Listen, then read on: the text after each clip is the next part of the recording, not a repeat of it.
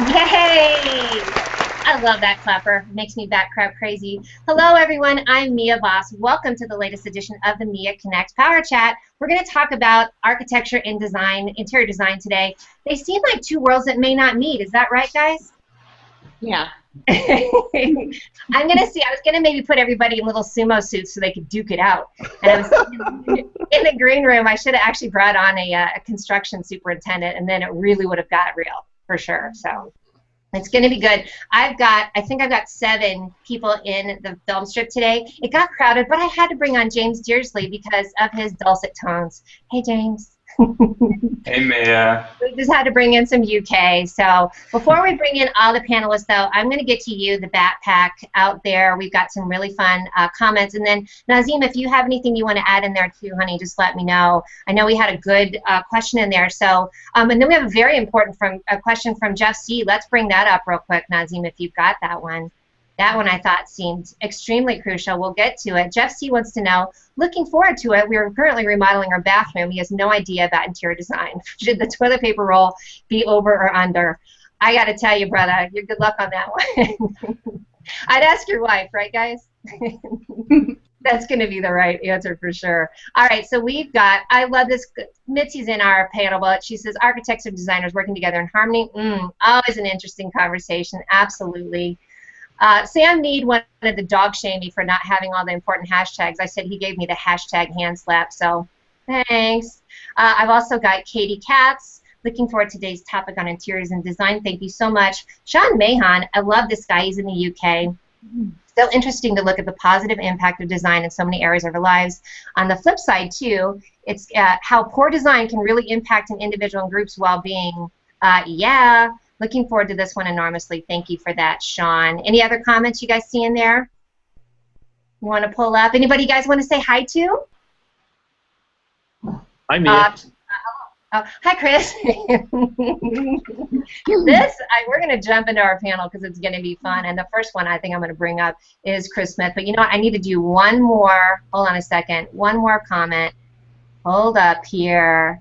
Oh, we've got Susan who's on here. Susan Finch says, can't wait. Huge fan of fabulous architects and designers. Hi, Lyle. This is a good one for you and Brandbeer. So hopefully Lyle is up in there too. So let me give a quick clap for my audience because I loved you that much.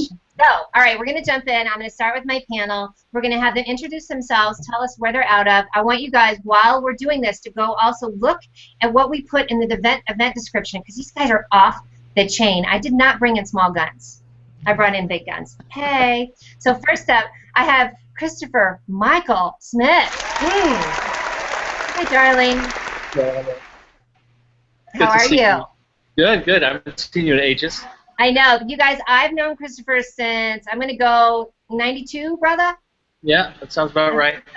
When we were really young, like 20. Yeah. The time to be in New York City. Yeah, we met in New York City. Chris was a fledgling architect. You were probably still, had you even gotten your license at the time? I think I was just getting it, yeah. I think so. It was back in the day. So tell us where you are right now. I know you're at your restaurant. And then tell us, what's one of your favorite projects that you're either working on or that you completed? Sure. Well, I'm at Smitty's All-American Grill and the All-Star in Aquabog, New York, which is right near the Hamptons. We're 20 minutes from West Hampton Beach. These are really uptown problems you got going on over there, huh? And it's a beautiful day. And we're a 200-seat restaurant, sports bar, and 38-lane bowling alley with private event spaces and an arcade. We're going to have to post the link to the Facebook page because it is such a cool project. And I mean, that was kind of, did you rip it down or was there anything there when you did the project?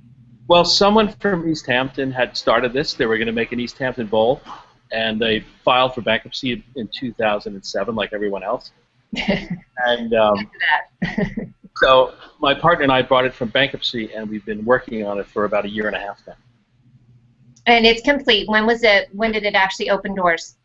Well, our actual Smitty's opening, which is the restaurant portion, is opening next Thursday. So that's why I'm going to be out later. Yeah. Is that a soft? Did it give you a soft opening or full on? It'll be friends and family. Nice. Oh, you guys definitely go check that out. And then, Chris, you've also done, I mean, Nobu was one of the first ones you did in New York, and you've done a lot of cool restaurants. That's kind of become your niche. Yeah. Which is, it's as all of you know, architects and designers, you get stuck in something, it becomes an obsession. And for me, it's food and obviously restaurants. So this is my second restaurant. You went to my first restaurant here. What did you say? You went to my first restaurant in Tribeca. I did, Dylan Prime, and it is that one is the shiz.net also. You guys need to check that one out too. That's kind of, is that near Chelsea or just downtown? It's just, it's in Tribeca right below Canal Street. Which is, what Tribeca means, right? Triangle below Canal Street. I love it. All right, brother, thank you for that. I'm so happy you're on the show. We're going to definitely, you brought up the topic also of things happening with the economy, and I know for a lot of us, we got our butts handed to us in this industry for sure. So next up, I'm not going to tell you who I'm going to go to. I'm just going to click on you. Another New Yorker, Susan Serra. Hello, darling. Welcome to the show. Hi, Cindy. Hi. I'm happy to be here. Happy to be here. You too. I love what you're doing. So tell us where you are. What's one of your favorite things you're working on? Well, I have my hand in so many things. I'm the epitome of being unfocused, but when I do focus on something, it's Laizure. It's an obsession. Like Chris said, that's for sure. So actually, I'm working on a couple of fun things. One I just completed, which was the kitchen for DXV, which is American Standard's new brand, and I put a link to that project in the comment section, and I'm just so proud of it, and it's just casual but hip but serious and social but relaxed. So I love that project. And guess what I'll be working on next? I will be working on our blood brother, Chef Dennis Littley's kitchen. That's right. Oh my God, I'm coming down for that one. First of all, I'll punch it. Okay. You may Good. Not. I'll come down. I'll be the punch girl. And then, I cannot wait for that. Brother Luis, also known as Chef Dennis Littley. That is going to be so fun to see. Yeah, so you and me, Mia, we can just tell him what he's going to do. We'll just tell him what to do. Oh, yeah. You're like, oh, so did you know this is what you're going to do? That's how it's going to go. I wonder if Chef is out in the audience. That's right. Between us and then Lisa, we'll tell them what's what. So that's fantastic. Hey, and I want to give you a quick shout out. Thank you so much for co-hosting the Food and Booze show last week when you were at Carmine's in New York. I'm a little butthurt still about all the food, because it was so good. It looks so incredibly good. But thank you. Yeah, well, I really don't appreciate the extra 5 pounds. But I sacrificed. Oh, I love it. And then, then you have obviously your focus is on interiors and kitchens, and you are also part of the interior design community, which I am. Yes, I'm the kitchen and bath moderator for the very, very popular interior design community, and I have been a certified kitchen designer for over 25 years, so my focus is kitchens. I'm all about kitchens, and that's speaking of food, that's what we love. Yep. Hey, guess what y'all have in common? My lovely backdrop is from our next guest. So I'm going to bring up your lovely backdrop, also from Customized Walls. So guess who's coming up next? Hi, Laurie, Laizure. Welcome, honey. How are you? I'm good. I'm very excited to be here, of course. Love to be on your show. Love to watch your show. I love having you on here. I got to give you a quick shout out for most of the guest lineup that's here today is Cozy You. So thank you for that. I appreciate it. No problem. I mean, we have some great people in our community, and I knew right who to go to when you talked about putting the show together. You did, actually. I was just like, I'm going to do the show, and you're like, boom, boom, boom, boom, and we got it going on. So it was awesome. I appreciate it. All right, sweetie, tell us where you are, and tell us what's your favorite thing that you're working on right now.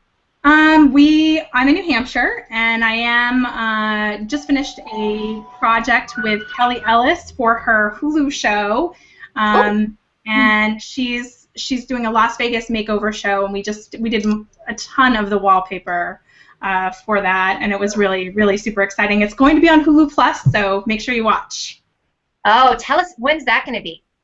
It might be on there now. Just check out Hulu Plus. It's Las Vegas Home Makeover show, and the host of the show is a friend of all of ours, really, Kelly Ellis, and a friend of the community. So it's pretty spectacular. She's actually going to be in Vegas next month or the end of this month for design camp. She also puts on a camp for interior designers to learn about tech, which is awesome. That's right. You were telling me about. That's right. She's my new Google Plus crush. I think. When you were telling me about her, I was like, I like her. Chick crush. Oh, that's fantastic. That's actually a great project too. And hey, you guys, just to let you know, if you see me doing this, that's because it's gonna go on Instagram. I'm just saying. So, Laurie, welcome to the show, and I always love having you on here, sweetie. Great. Yay, thank you. All right, next up, I think I'm going to go with Mitzi Beach.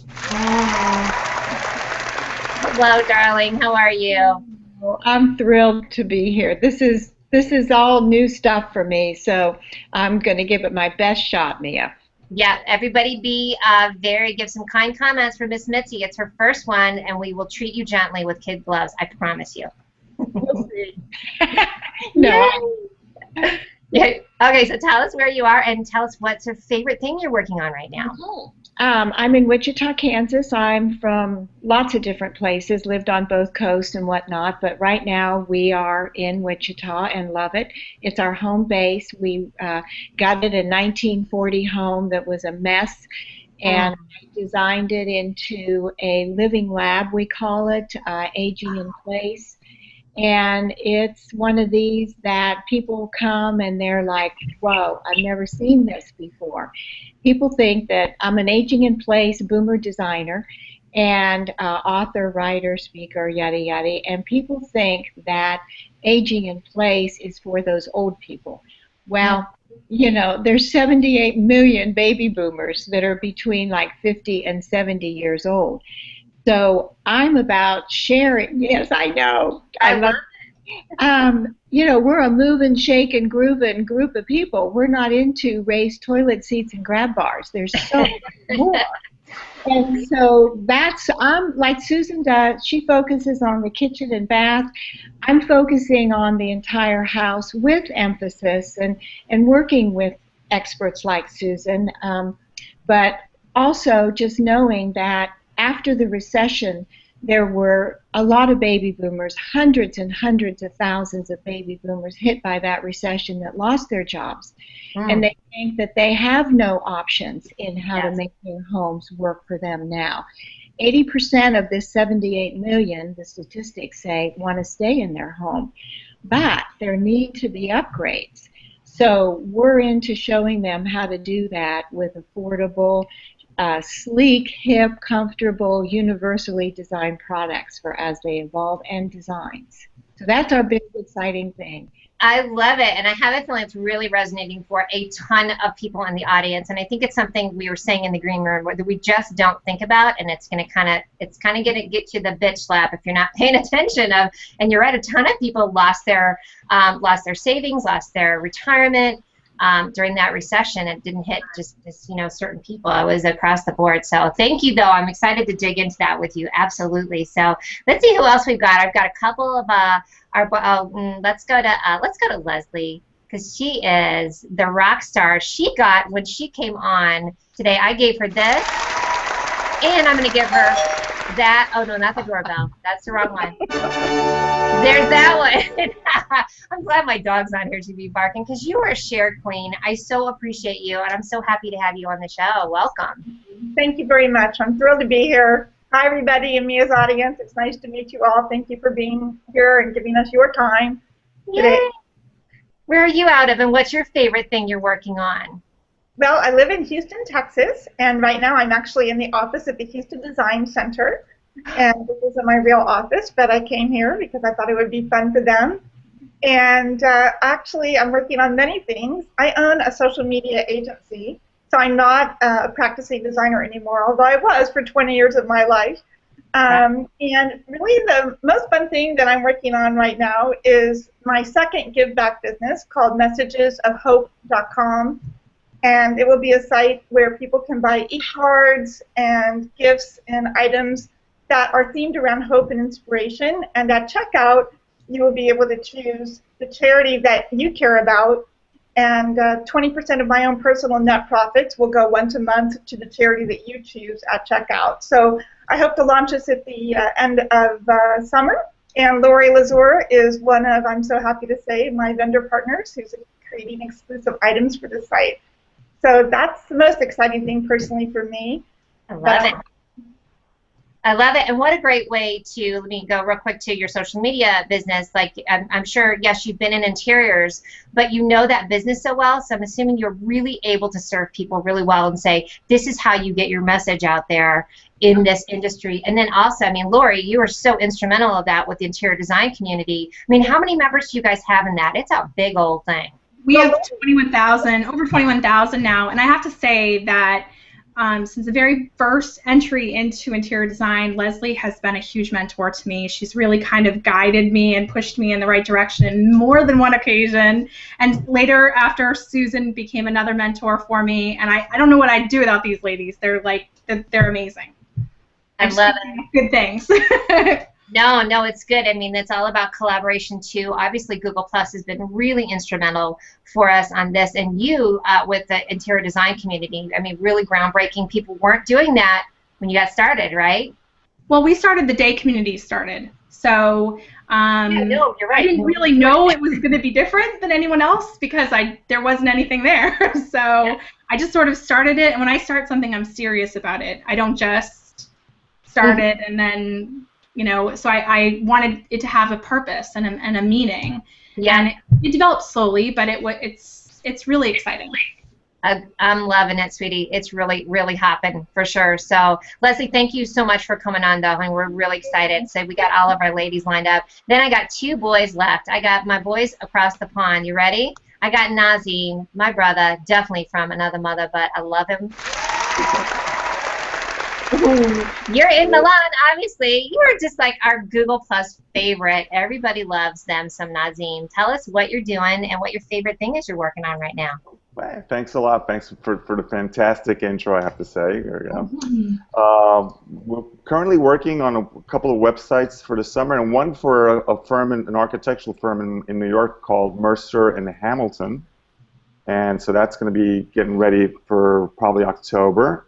And apart from that, always working with a cruise company down in Genoa, you know, Princess Cruises, and dealing with all those fun things that revolve around the design of cruise ships. And I'm bat crap crazy. I mean, I'm crazy in general about being here. What can I say? I love that. And this is 2 weeks in a row because Nazim came on my show. Last week we opened it up to the audience, and it's just not a day that ends in Y when I don't speak to him. So. It's always good. And I know you mentioned briefly that you work on cruise ships. So tell us what's one of the biggest complaints you hear from people about cruise ships. Oh boy. Just do it real quick. I knew you were going to put me up on the spot for that. What typically happens is that we get a list of people who come in, and most of them are interior designers who are on the cruise ship, and they come up to us and they say, you know, the cabins, the bathrooms could be a little bit extended, or they could be a little bit squished, and we're like, okay, I'm taking note on this, yeah, and we'll forward it, and we'll take care of you. So, so when you bring up the interior designers and the architects, it's kind of like.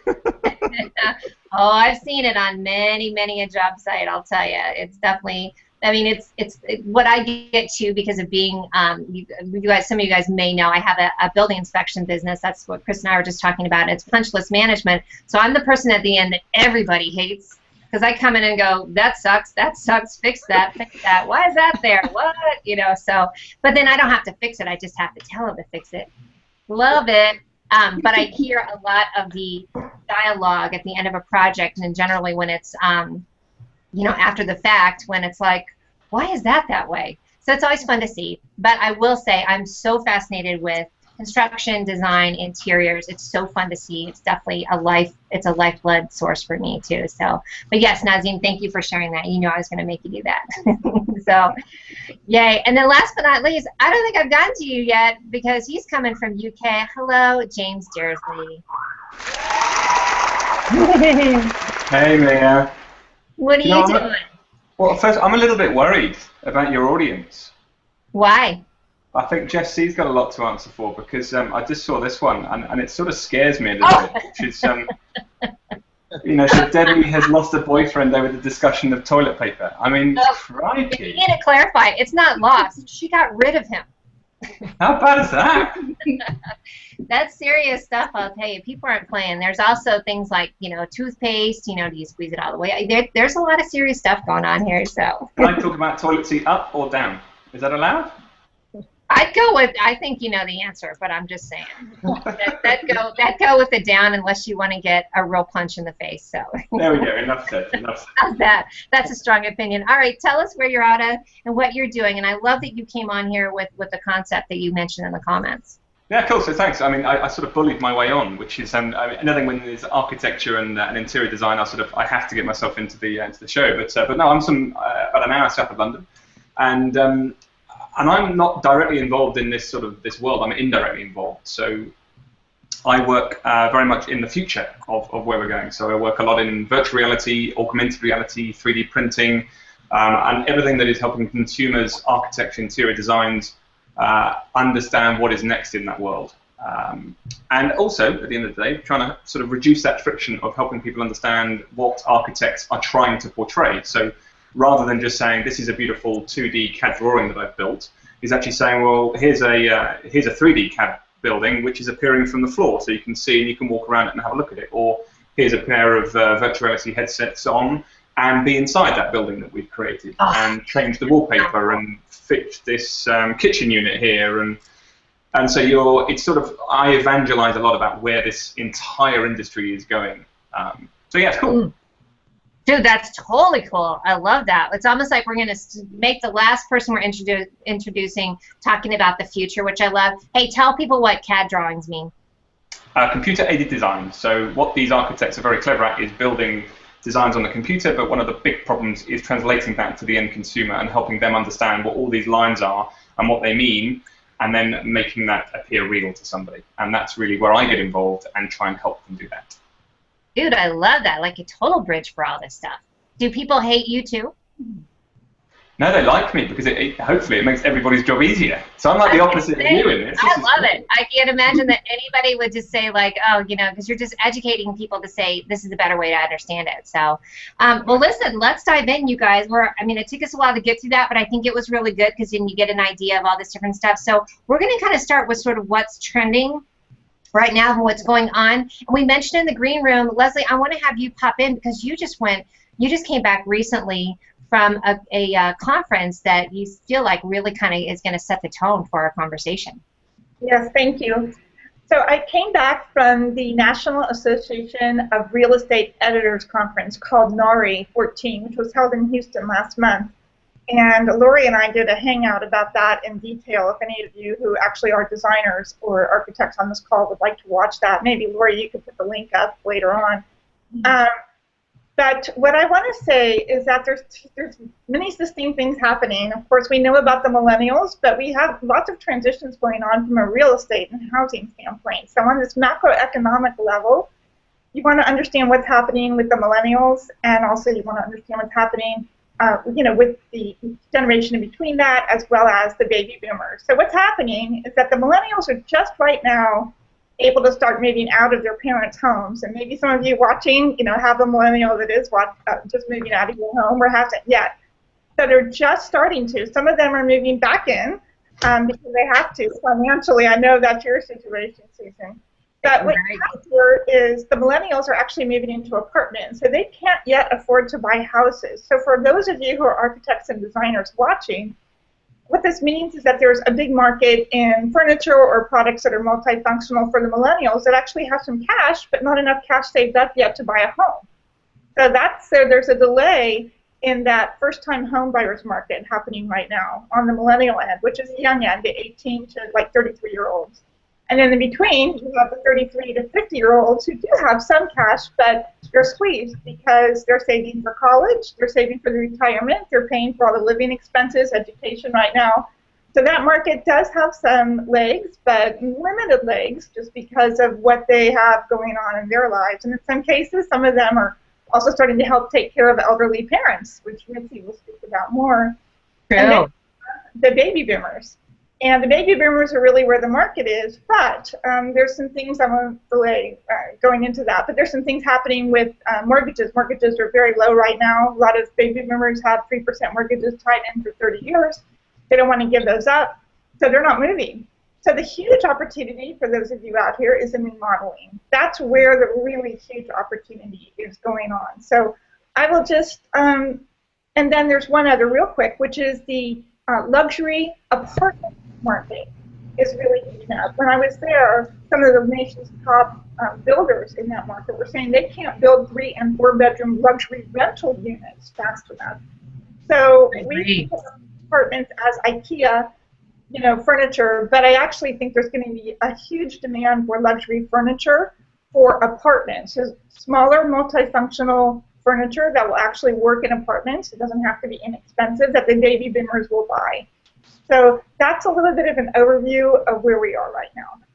No, I appreciate that. And then I think add in the element, too, for that middle, that 33 to 52, a lot of us are still recovering from the downturn of the economy. I mean, it's 5 years ago, but, we're still, I think Denver's really taking off again. It's fantastic to see. The amount of tower cranes that are around here is off the chain, but I still think people are very, very cautious. So I think translating that to that crowd you were talking about, too, I think that still exists, that some people are like, whoa, I'm just getting back to normal. So chime in on that panel. I want to hear what you all have to say, and thank you for that. I wanted to say something to follow up with Leslie on talking about the apartments and the different size of homes and economics and whatnot right now, is that there is, I'm seeing, and there's going to be a panel at High Point Market on this, the millennials and the boomers, the difference in the marketing and what's, how manufacturers see these different groups. But we're going to talk about the similarities and the differences. But the similarities are more than we realize, and that is in wanting furniture that is transitional, multifunctional, because a lot of these generations don't know where they're going to be.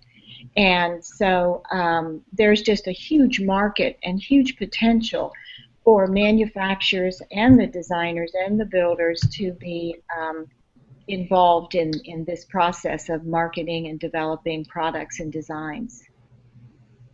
I love it. Hey, I want to give this quick comment real quick. This is from Laura. Hey, girl. She says, one of the biggest selling home plans in Orlando includes extra quarters, and the marketing is based on older kids who move back home with their parents. Definitely interesting that they're actually taking that into consideration. Hey, Chris, from the architecture side, can you chime in on that?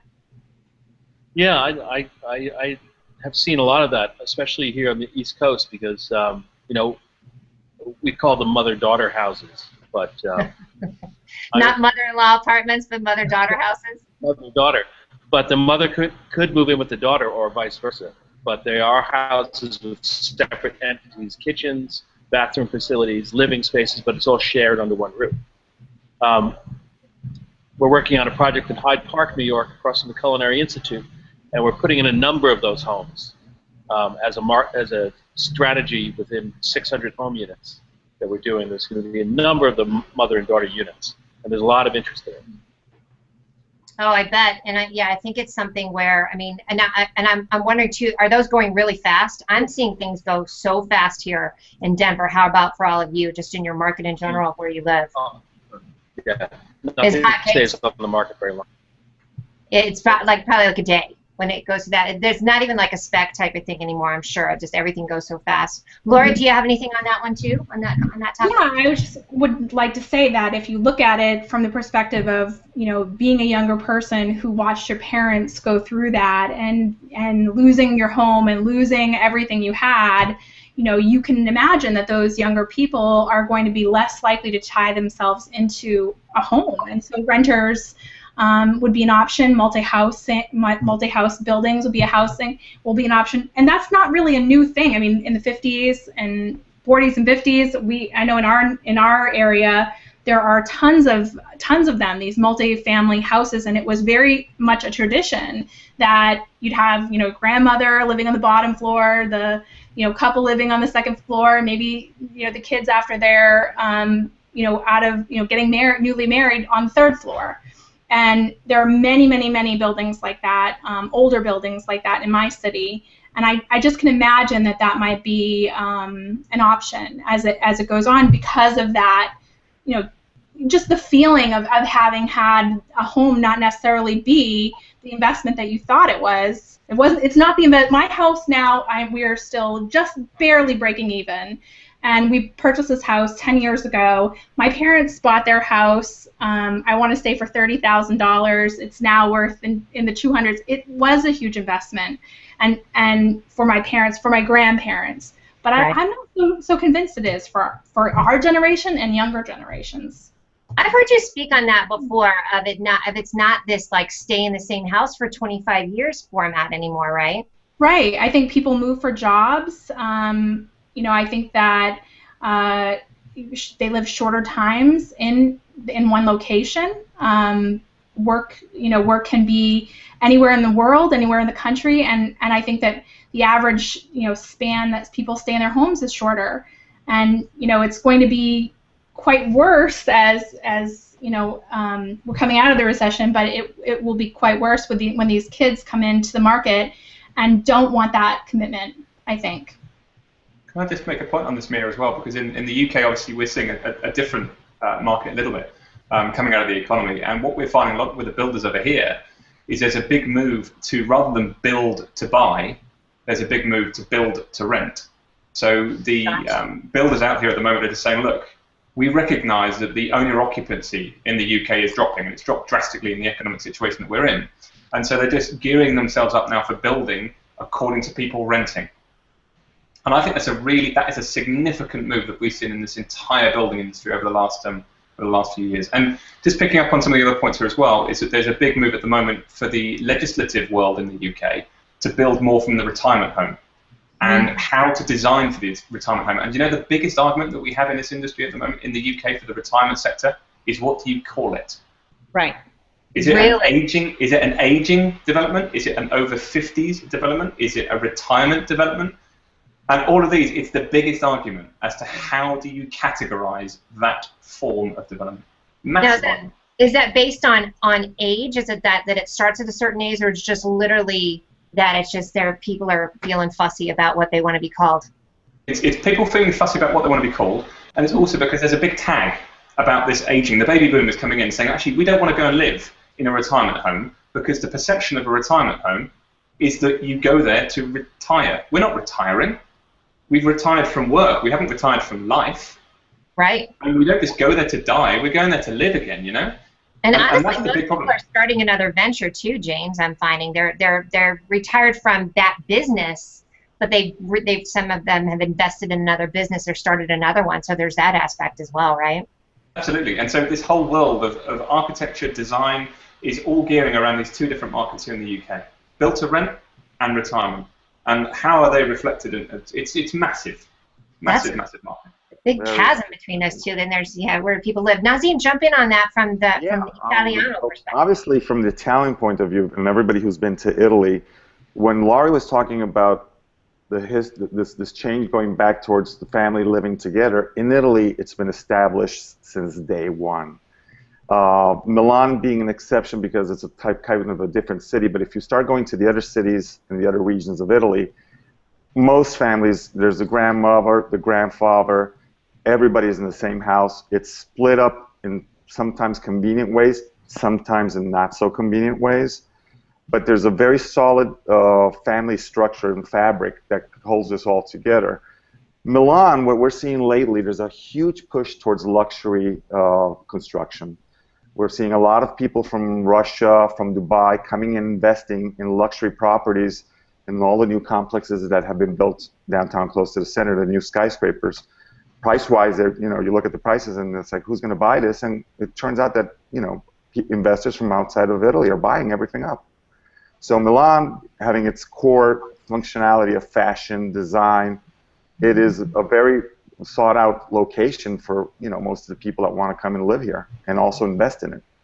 And I'm sure that probably has some chafing, too, on that one. Hey, guys, let me jump in real quick and put my bumper in here and say if you're just tuning in, you're watching the Mia Connect Power Chat, and we're talking about architecture, interior design, and everything in between. And if I try and tell you who's on the panel, it'll take me another half an hour. So let's jump back in on that. Chris, did you have something you wanted to pipe in on that, dear?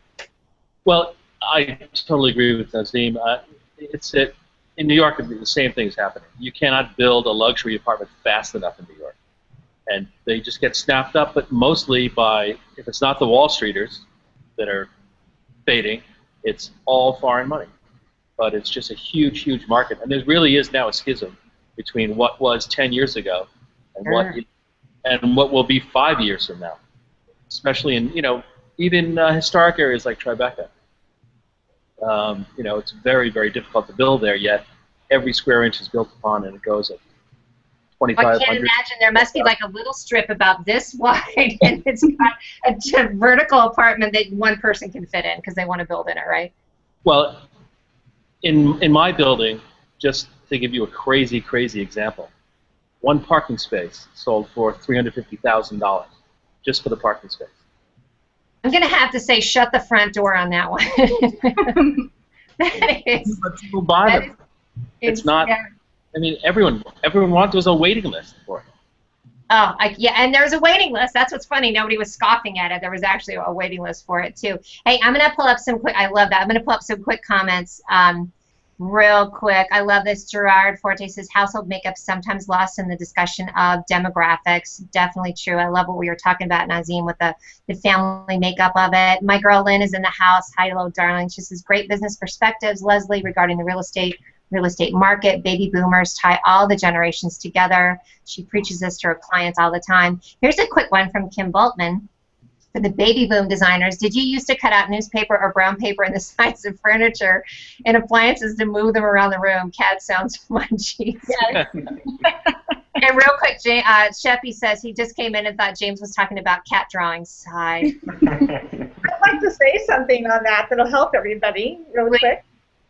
Can I?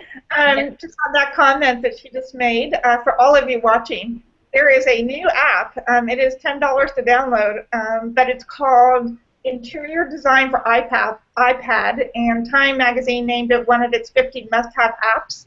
But for anybody watching, consumer-wise, you download it, and you can actually drag and drop walls and windows in, and you can drag and drop furniture, you can change your fabrics, and then push a button and pop it up in 3D.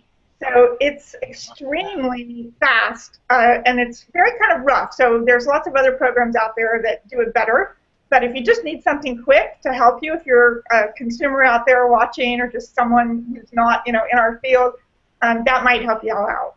You know what I like about that too, Leslie, is it would be something that it's not going to necessarily threaten interior designers or architects. It's just something that helps make a better client.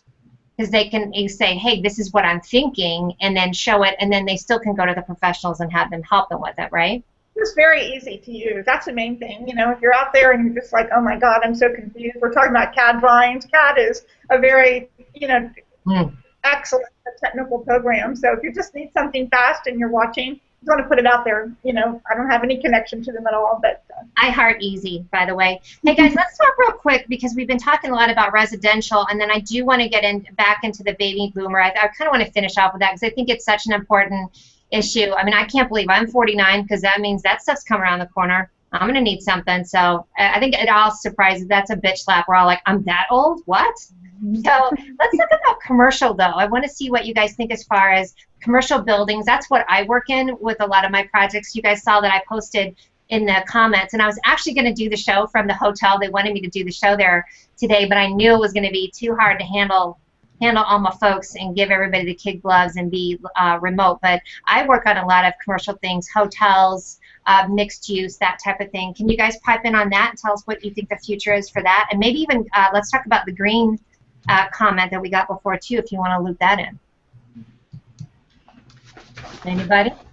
Well, in our town, we have I live in a grid, a beautiful town on Long Island, on the North Shore of Long Island, and it's very interesting because it seems like town already a destination. It's a restaurant destination on Long Island. We have to have 50 major restaurants in our town, and it's being rejuvenated, and we are seeing apartments, beautiful architecture, beautiful apartments being built with almost like the city, with storefronts underneath. And my thinking is that they are luxury apartments, and it's an accommodation for perhaps baby boomers who want to be in a city-like atmosphere, or in some sort of grid with walking ability around town, that type of thing. So I see more of an emergence of that, and it could be in response to baby boomers. So I'm seeing a little bit of that here and there. Yeah, I do like that. That I think it's got more of a, I don't want to say destination feel, but yeah, it's got more of a hub type of thing. I like it. We're getting away from these like giant grids of houses, and then getting more like the dotted in businesses in that. Well, do you guys want to pipe in on that too? On any of your thoughts on commercial and what's being built, either whether it's restaurants and mixed use is literally that. It can be partly that it's got commercial in it. A lot of the projects I've worked on have had that element to it too. It's got apartment buildings up top or a hotel, and then it's got these commercial silos for different businesses to come in and build out. Yeah, one of the things I wanted to say was that for interiors of these commercial buildings, I'm excited that commercial properties are getting a little bit more adventurous with their interior design. They're doing things that are tricks of the residential trade in some cases. I mean, we've done murals and wallpaper, funky wallpapers for commercial. And I love that there's more of an idea to take risk. It's not just beige buildings anymore. I was on the hotel project, and I took that picture of you, that chair. What's that chair called? I always forget. Yeah, it was like that purple chair. Oh yeah. I mean, eggplant. Oh, it was aubergine yummy, and it was but what's the designer again? You know what I'm talking about. It's a very expensive chair. It's this lounge. I forgot. Oh, it's so good though. So I mean, it has a lot more fun elements to it. Chris, you were gonna make a comment on that too, sweetie. Pipe in. Well, I was just going to say that I think there's a big push toward, urbanism. People are coming back to the cities because, the urban sprawl, we've all learned from that in the late 70s, 80s, into the 90s, and there's just a big urban push. But then at the same time, people really want to get away from the city, but they want that sense of community. And, so you see that in places, like Watercolor, where it's kind of it's new urbanism. It's a made-up city, and everything is supposed to be there. I think that is still happening. I see it a lot more in New York. I never thought it would happen in New York, but I do see it. Do you? I think you're 100% right, because you're seeing it a lot with millennials who now they can't afford the big houses their parents had. They can't afford it. So they are redefining what home is to them. And in many cases, it is near a urban-like area with walking distance. They can take the stroller there. They are settling more on the home, but they want quality. But there may be some vintage and DIY mixed in, but they can't do what their parents did. It's the first generation that may not achieve financially what their parents did, but they're okay with that. They're redefining, and they're expressing their creativity and their own way. So I think that has to do with a whole entire trend toward personalization that we see everywhere, and that goes to baby boomers who are redefining aging as well. So I think it's all a positive. It's a maturing, I think, of how people are looking at design. Here in Milan, there's a huge project called City Life, which should be ready by next year's Expo 2015. And it is basically a combination between retail space, landscape, major park space, residential, and offices. And the interesting thing about the project is that each building is done by a super architect. Renzo Piano did one, Zaha Hadid did the second one, and we also have David Libenstein doing one of them also. So that is quite an interesting project in the sense of going back to what Chris was saying, this that you would never imagine Milan having that because there's a, you know, everybody said, well, there's a lack of parks here, but this has been grabbed on as a core thing, and City Life is quite an interesting project. A good combo plate between the two of them for sure. Did you have something else real quick, anybody? Well, I just wanted to comment on that about what Susan was saying, that the millennials are okay with, you know, their own identity, and I agree with that.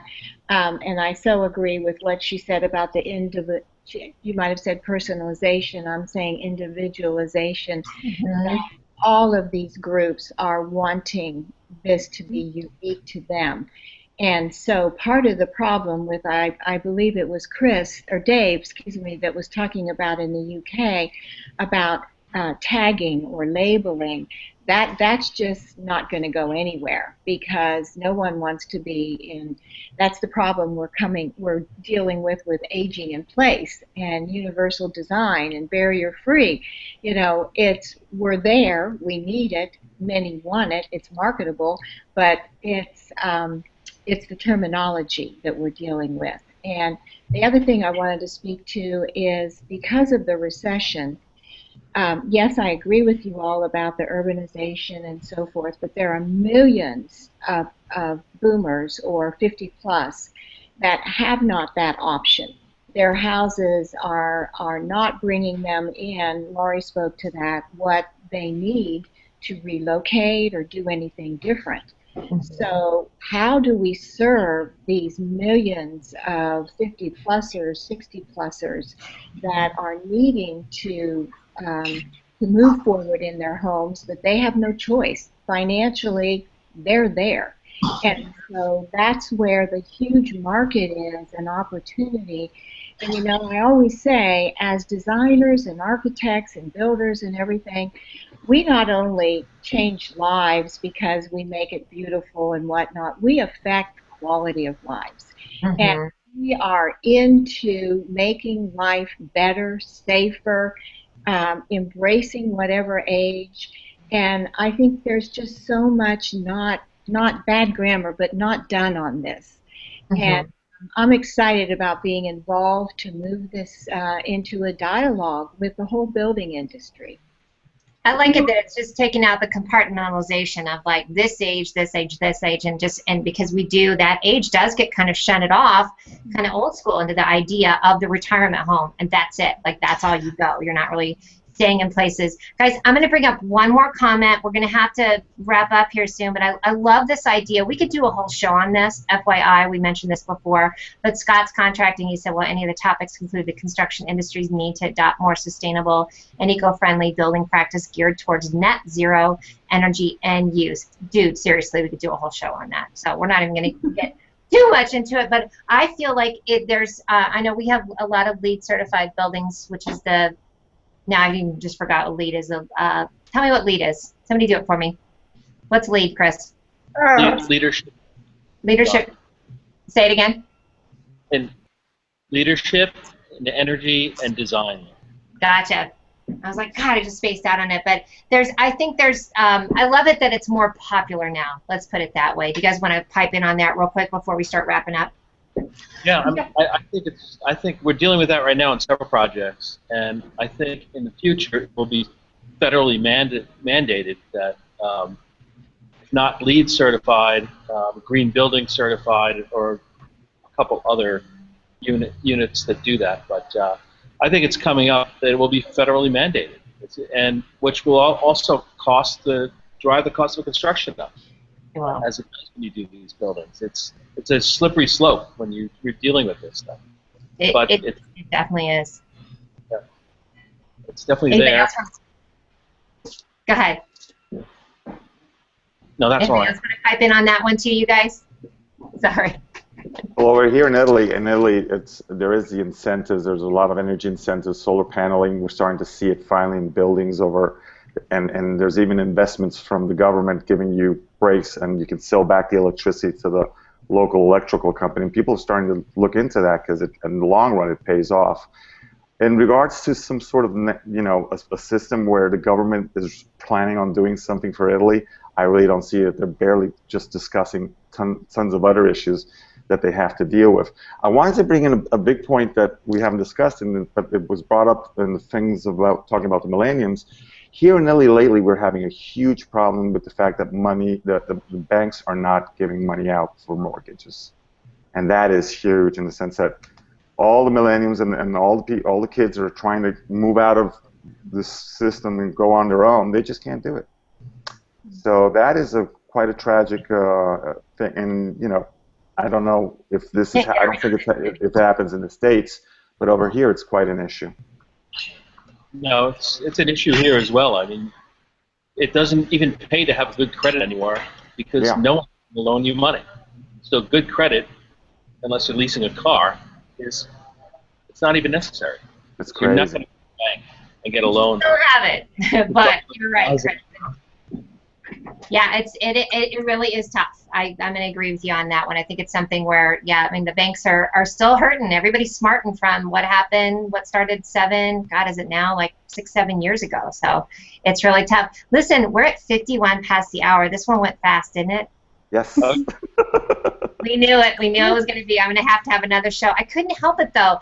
I just kept, they're all so good. I wanted them all on the show. So, listen, I want to thank the Backpack. They're doing some really great comments. And what we're going to do is after we end the show, each of the panelists, as they have time, are going to go back in and answer your questions individually. A great last one is also from Laura saying she saw stats that said 50% of adult Americans will be working for themselves in a few years. You find that home offices are becoming much more popular. I'd say everybody on Google Plus pretty much has all got a home office, so that would be a great other discussion too. So I'm going to do my quick segue. Some of you haven't been on my show before. What I would like to know, we do a segue called What's On, and sometimes I do What's on the bottom. Today I'm going to say What's on your feet. So if you can, could everybody just show me what you got on your feet? I'm barefoot. I got brand new sneakers. I'm just holding my shoe up. Oh, okay. Oh, wait, let me see. Mitzi's holding her shoe up. That is so smart. I love it. Too. Glitter, glitter. James, what about you? I don't think you're going to get away with it. But I'm wearing high heels. Oh, trumps it. All right, let's see. Wow, those are high heels? Okay. Thank you for playing along, you guys. I love it. I love surprising people on the What's On section. What's on the bottom is also very fun, just so I'm saying. Okay, guys, so let's end up. I'm going to have each of my guests say they're back crap crazy, which, as you guys know, is one thing that you are absolutely back crap crazy about in a good way. Person, place, or thing. It could be anything. I'm going to start with James. Honey, what are you back crap crazy about, and what's your call to action today? Okay, I am back crazy about something actually which Lee Rickler mentioned, and I'm going to screen share it so you guys can see it. It's actually in the comment screen, and I've tried to make it so that it's good for you guys with a bit.ly link to Backcrap Crazy 1, which is the new Dulcet app, which is out, which is an augmented reality app. I urge all of you to download it on your iPhones and your Android phones, because literally you download it, you point your phone at a wall, and you will be able to pick any color that you want, and you change your walls into a different paint color. It works very, very well, and it's absolutely the point that technology should be used for, which is it's simple and easy for the consumer, and it will help all of you interior designers out there, because people will understand what color they want for their walls. It's easy. Dude, how's anybody going to top that? They're all like, great, what am I going to say now? That's awesome. It's a cracker. It's a cracker. And tell me what your call to action is, brother. That's awesome. Call to action. Okay, so I run a tech blog, and if you guys want to sort of keep in touch with property, technology, and all this around, go to www.jamesdearsley.co.uk, and I do a monthly overview newsletter, which is just everything out there globally that everybody is trying to do in the technology world, and I hope that helps. Dig it, brother. Please post all your links here so we can get to that. Next up, I'm going to go with Leslie. What are you back crap crazy about? What's your call to action, sweetie? I'm back crap crazy about a new site called thedesignnetwork.com, and there, for all of you watching that are consumers, you can go and watch videos from people from all over the country that are not professionally produced and that are professionally produced. And they're wonderful to watch. So if you want to just see what real designers around the country are actually putting out on video, this is a brand new video channel running over broadband. So thedesignnetwork.com. my call to action is please just watch the message, not for my own main business, the Kaleidoscope Partnership, that is really for my second give back business. I would love it if you would like the Facebook page, facebook.com messages with an S of hope #1, and that's it, facebook.com/messages of hope 1. Thanks. Love what you're doing. That is fabulous. I believe that's in the event description too. So please give that a like. I love that idea. This is give back. You said #2. Is that right? What's that? This is give back business #2. Yes, my main business is the Kaleidoscope Partnership, my social media business for the furniture and interior design industry. Love it. No, I love it, girl. That's the way you GSD get stuff done. You know I'm cleaning it up for you, by the way. All right, Susan, Serra, what are you bat crap crazy about? What's your call to action, sweetie? I am bat crap crazy about kitchens. You know, where they are now, yes, it's, okay, the word is boring. But let me tell you, No, it's not. where they are now, kitchens are the soul of the home. And what do you do in the kitchen? You dine, you prepare food, you fight, you love, you sin, you make up, you play, you lounge, you work on your computer, and you know what? You even cook. So it's the soul of the home. It's where all your 5 senses reside, and I'm crazy about the integration with the surrounding rooms and the seamless, beautiful integration. And that genie is not going back in the bottle anymore. Those walls are not going up. It's all about the social kitchen, the healthy kitchen, and, you know, it just makes me crazy. I love it. That's a good bat crap crazy. God, I love how you say things. I really do. You are a branding expert. That's what I said earlier. What's your call to action? So follow me on G+, because I love G+. Follow me on G+. Go to my site, Susan Serra Associates, Inc., where you will see me in an entirely different hair color. and you know, and then you'll see, you know, all the different things I have my hands on. Hands in, fingers in, whatever. I love it. I love it, my friend. Thanks for the show. Yes, thank you for coming on. I appreciate it. Nazim, my brother, tell us what you see about and what's your call to action. Ok, io sono a bat crap crazy della mia Connect. Ah. I don't know if you guys understood that. It came across that. Yes. And what is it? Some company wrote, if you want to see the real Mia Connect, and I'm like, no, what am I, the fake one? Come on. So yeah. Oh yeah, we're dealing with that, aren't we? We are. I thought that was funny. So thank you for that, honey. And then what do you want us to do? I think I know what you want to do. My call for action. Some of you know that we're working on Casa Chiesi, which is going to be an area where me and my wife Elisabetta Chiesi are going to show Italy from the point of view of a couple that live here. And please, please go to the brand page, Casa Chiesi plus Casa Chiesi, and add yourself in there, because we're getting ready to do some really interesting stuff, and I think everybody's going to love it. And it's Casa Chiesi. We're going to do it because some people not Nazim. Is it Casa Cheesy? No, dude. It's Casa Chiesi. When you see it spelling, you'll know what he's talking about. CHISI. No, not Kazachuzi. I love it, brother. Thank you so much for coming on, though. I really appreciate it. And we'll post the links in that and the event as well. Laurie, girlfriend, what do you BCC about? What's your call to action?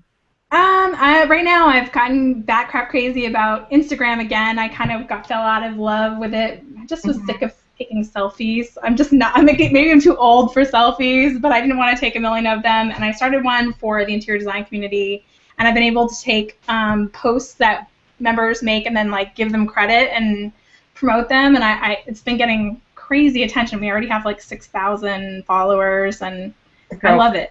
I love it again. I love it. And talk about, you always say when you are into something, you're going to put yourself into it. So boom, then again. I love it. And my personal one is gone. The interior design community is back on, and I really like it. So go circle me, or go follow me over there at Interior Design Community on Instagram. I love it. You'll see all sorts of cool home decor shots.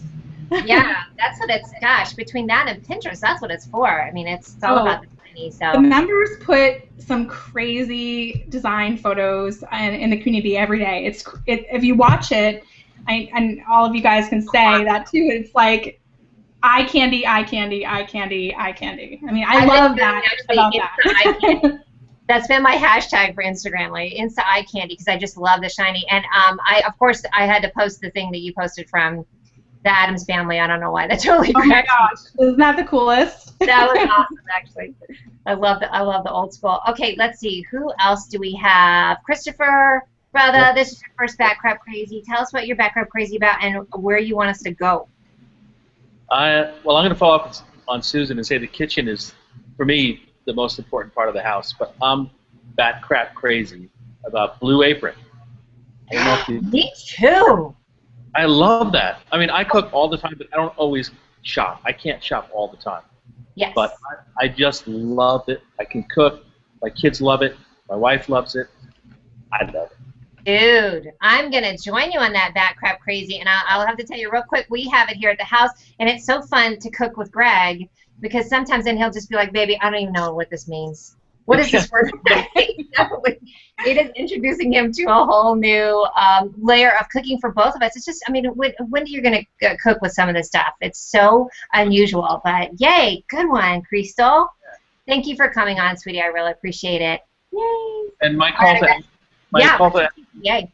is a foundation that I'm supporting called Love Shared, and it's an ALS fundraiser, and we're having one at the River Cafe this next Wednesday night for a chef named Jerry Hayden, who's unfortunately suffering from ALS, and it's going to be a great event. There's 13 chefs cooking, and you can still go online to loveshared.com and buy tickets.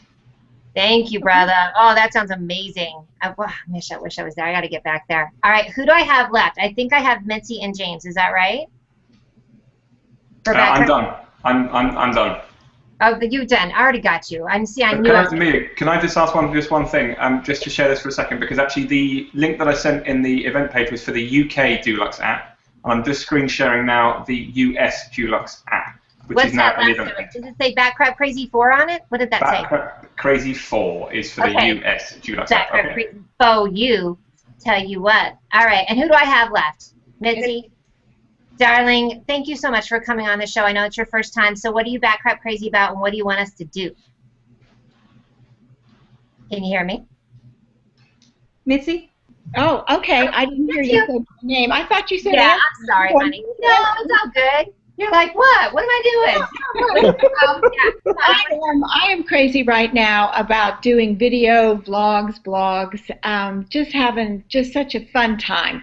And I just received in the mail yesterday my wide-angle lens, and I love professional photographers, but I mean, who of us can do that all the time for weekly, posts? Right. And having a good time, also, as Leslie said, on the Design Network, having a channel, but I'm just loving this video to be able to show the 50-plussers and really all people, the hows and the whys, and it's a real teaching endeavor for me, and I'm a teacher. I have my master's in interior design, ed and all that, so this is a passion for me. I just love seeing people see that, oh, I can do that. It doesn't have to cost $1 million. I can make little changes to make huge difference in my life, and that's my passion for people, to have them come up higher. And my call to action is for those that are 50 plus out there that are looking or needing for them or their parents, sleek, affordable, comfortable, universally designed products that will evolve with them. Come visit my site. MitziBeach.com, MITZIBEACH, like the shore.com, and see what we're about and how we could help. I love it. Thank you so much. Again, we're going to put all the links in there as well. I'm going to steal Chris's Back Crap Crazy again for Blue Apron. Love them. Guys, thank you so much. This has been such a full panel. We're a little bit after. Go over and watch Sheffy's show. It's on right after this one. And we'll see you later. Thank you so much, panel. I mean, thank you. Thank you.